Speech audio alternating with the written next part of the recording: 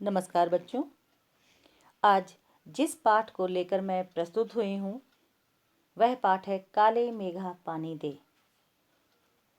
धर्मवीर भारती द्वारा एक यह संस्मरण है। इस संस्मरण में लोक प्रचलित विश्वास और विज्ञान के द्वंद्व का सुंदर चित्रण है। विज्ञान का अपना तर्क है और विश्वास का अपना सामर्थ्य। इसमें कौन कितना सार्थक है, यह प्रश्न पढ़े लिखे समाज को उद्वेलित करता रहता है। इसी दुविधा को लेकर लेखक ने पानी के संदर्भ में यह प्रसंग रचा है।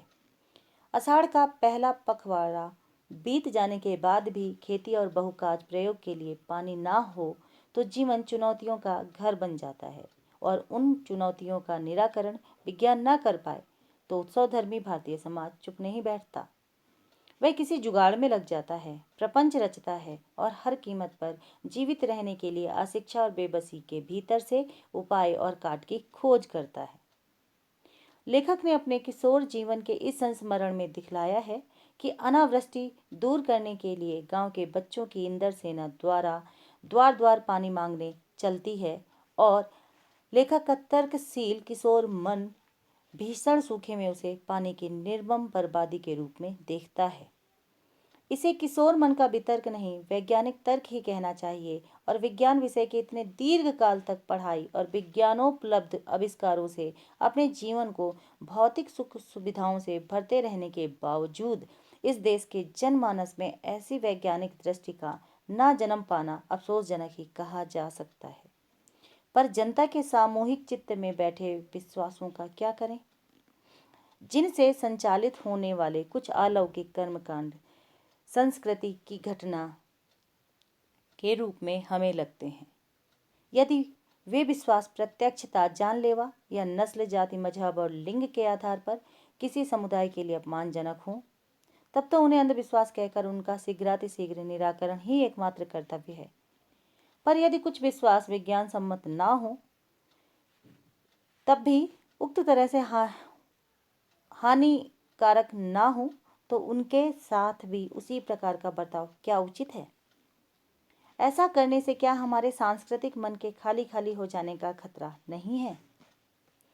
विश्वास की भी तो एक रचनात्मक भूमिका हो सकती है, आपातकाल में निराशा दूर करने या अधीरता को थामने अथवा विभक्त जन चेतना को जोड़ने के अर्थ में। अब सवाल रह जाता है कि बारिश के लिए किए जाने वाले उक्त भोले प्रयत्न किस कोटि के अंतर्गत आते हैं। लेखक ने कोई निर्णय नहीं दिया है, पर एक बात स्पष्ट होती है कि जीजी की संतुष्टि और अपने प्रति उनका सद्भाव बचाए रखने के लिए वह उन तमाम रीति रिवाजों को ऊपरी तौर पर ही सही अपनाने को बचपन में बाध्य बना रहता था। इसमें क्या संकेत लिया जा सकता है? काले मेघा पानी दे धर्मवीर भारती की एक संस्मरण शैली में प्रस्तुत गद्य रचना है। इसका संबंध स्वयं लेखक के जीवन की किशोर अवस्था से है। इसमें बताया गया है कि जनता में प्रचलित विश्वास अत्यंत प्रधान होते हैं तथा इस युग में भी वे विज्ञान के प्रमाणित सिद्धांतों से अधिक प्रबल सिद्ध होते हैं। जब भीषण गर्मी से त्रस्त लोग हो जाते हैं और वर्षा नहीं होती, तब 10-12 वर्ष के तथा 16-18 वर्ष तक के लड़कों का समूह मेघों से वर्षा की याचना के लिए निकल पड़ता था। वे नंगे बदन, सिर्फ जांघिया और लंगोटी पहने होते थे। ये सांवले लड़के एक स्थान पर एकत्र होते, फिर जयकारा लगाते, बोल गंगा मैया की जय। जयकारा सुनते ही लोग सावधान हो जाते और स्त्रियां तथा लड़कियां छज्जे बारजे से झांकने लगती। इन लोगों को इंदर सेना कहा जाता था। उनसे चिढ़ने वाले लोग उनको मेढक मंडली कहकर पुकारते थे और उन्हें गालियां देते थे। इस टोली में लड़के गलियों में पहुंचकर गाते थे, काले मेघा पानी दे गुड़ धानी दे। यह दल किसी 2 मंजिले मकान के आगे एक बार पुकारता, पानी दे मैया, इंदर सेना आई है।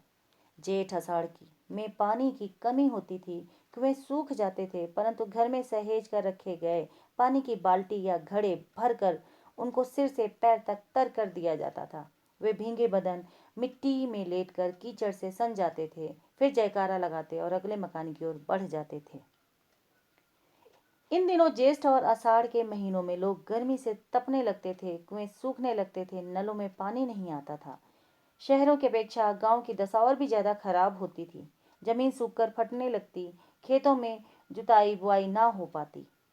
पानी के लिए पूजा प्रार्थना कथा सब विधान व्यर्थ सिद्ध होते। तब अंतिम उपाय के रूप में मेघों से पानी मांगने निकलती थी इंद्र सेना।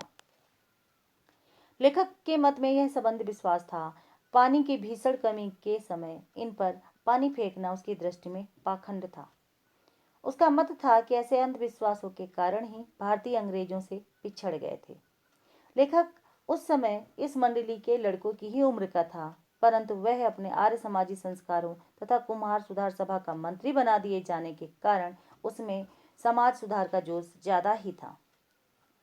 लेखक को बचपन में सबसे अधिक प्यार जीजी से मिला था। वह उम्र में उसकी माँ से भी बड़ी थी। उनसे लेखक का कोई रिश्ता नहीं था, परंतु वह उनको अपने लड़के बहू से भी अधिक स्नेह करती थी। वह तीज त्योहारों पर पूजा पाठ अनुष्ठान आदि लेखक से ही कराती थी। मुश्किल यह थी कि कुमार सुधार सभा का मंत्री आर्य समाजी लेखक इन बातों को अंधविश्वास कहता था। इस बार लेखक ने साफ इनकार कर दिया कि वह इस मेढक मंडली पर पानी नहीं फेंकेगा। जीजी पानी की बाल्टी नहीं उठा पा रही थी, उनके हाथ पैर कांप रहे थे, पर लेखक अडिग रहा। उसने लड्डू मठरी भी नहीं खाए और जीजी से बोला भी नहीं। पहले तो वह गुस्सा हुई, फिर लेखक का सिर गोद में रखकर उसे समझाने लगी। बोली, यह पानी की बर्बादी नहीं है भैया, हम इनको पानी देते हैं तो इंद्र देवता हमको पानी देते हैं। यह पानी का अर्घ चढ़ाना है। कुछ पाने के लिए पहले त्याग करना पड़ता है। ऋषि मुनियों ने दान का बड़ा महत्व बताया है। लेखक अपनी बात पर अटल था। दीदी ने उसे समझाते हुए कहा, जिसकी भारी कमी हो और जिसकी हमें भी ज्यादा जरूरत हो, उससे अपनी उस प्रिय वस्तु का दान ही सच्चा त्याग है। जो वस्तु हमारे पास बहुतायत में है, उसको दान देना नहीं कहलाता। सच्चे त्याग और दान का ही फल मिलता है। तू पढ़ा लिखा है और मैंने स्कूल का मुंह नहीं देखा। देख, किसान 30-40 मन अन्न पैदा करने के लिए 5 सेर गेहूं अपने पास से खेत में फेंक देता है। इसे बुआई कहते हैं। इन लड़कों पर पानी फेंकना भी बुआई है। हम बीज के रूप में जो पानी फेंक रहे हैं, देवता उसी का 4 गुना 8 गुना करके हमें वापस लौटाएंगे। 50 वर्ष पहले की ये बातें लेखक को याद हैं। ये बातें अनेक संदर्भों में मन को कचोट जाती हैं। देश में आज प्रत्येक व्यक्ति अपनी मांगों की बात तो करता है, परंतु वह देश को देता कुछ नहीं। सब अधिकारों की बात करते हैं, कर्तव्यों को कोई याद नहीं करता। सबका एकमात्र लक्ष्य है स्वार्थ। सभी दूसरों के भ्रष्टाचार की चर्चा करते हैं, परंतु यह नहीं सोचते कि वे भी तो कहीं भ्रष्टाचार के अंग नहीं बन गए। काले बादल उमड़े हैं, पानी झमाझम बरसा है, परंतु गगरी फूटी है, बैल प्यासे हैं। देश में विकास की योजनाएं बनी हैं, धन उपलब्ध कराया गया है, परंतु जनता अभी भूखी प्यासी और पिछड़ी है। अमीर और अधिक अमीर तथा गरीब और अधिक गरीब होता जा रहा है। अंत में लेखक पूछता है कि आखिर यह स्थिति कब बदलेगी।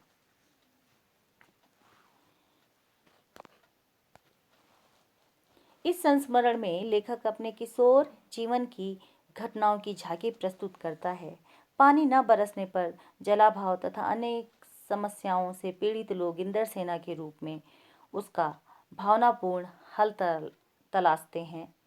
वे मानते हैं कि इंद्र सेना के लड़कों पर कठिनाई से संजो कर रखे हुए पानी को फेंकने से बादल पानी बरसाते हैं। लेखक अपने वैज्ञानिक दृष्टिकोण के कारण इस विश्वास को पाखंड कहता है। इस संस्मरण की रचना का उद्देश्य मानव जीवन में परंपरागत मान्यताओं तथा वैज्ञानिक दृष्टिकोणों दोनों के बीच सामंजस्य बनाना है। काले मेघा पानी दे संस्मरण में लेखक ने पुरानी परंपरा का वर्णन भी किया है। जब वर्षा के अभाव में लोग त्राही त्राही कर उठते हैं, पेड़ पौधे सूखने लगते हैं तथा इंद्र सेना के लड़के बादलों से पानी मांगने गलियों से निकलते हैं, लोग उन्हें पानी से तरबतर कर देते हैं। लोगों का विश्वास है कि इससे वर्षा होगी। वर्षा होने के बारे में विज्ञान का अपना सिद्धांत और तर्क है, परंतु जन विश्वास उससे ऊपर है। विज्ञान के सफल ना होने पर लोग अपने विश्वास के अनुरूप आचरण करने से नहीं चूकते। जन विश्वास और विज्ञान का यही द्वंद्व इस संस्मरण का वर्ण विषय है। तो बच्चों, फिर मिलते हैं किसी और नेक्स्ट पाठ में। तब तक के लिए धन्यवाद।